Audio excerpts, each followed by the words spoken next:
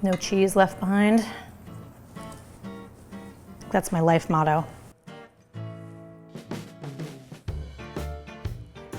The first time I made Pommes Dauphinoise was at Le Cordon Bleu, and I can picture the recipe page in my mind.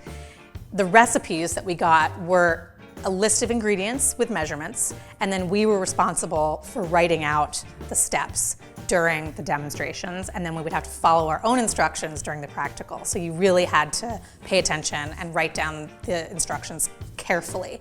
And we had to slice the potatoes by hand.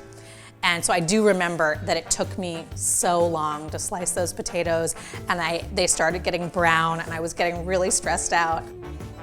So this recipe is a vegetable gratin. It's a little less rich than a typical potato gratin, and we're using chicken stock instead of milk and cream.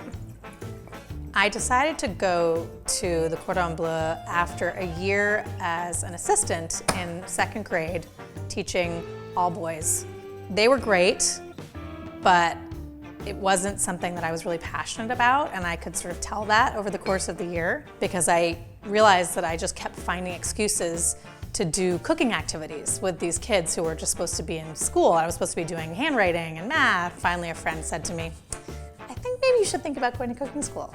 It was probably the most terrifying day of my life when I first arrived at Le Cordon Bleu. I just didn't know what to expect. And I knew it was gonna be serious, but everyone was really friendly. The minute I walked in, I instantly felt better because we were all in our white chef jackets and everyone was in the same boat. Got my garlic clove. I'm gonna rub that in the pan, which is already well buttered. We're gonna start layering.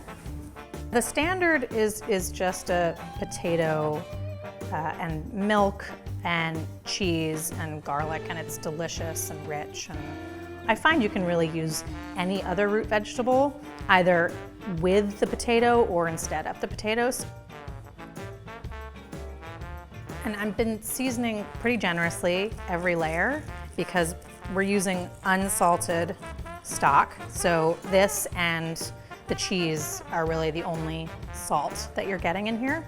And there's nothing worse than a gratin with not enough salt.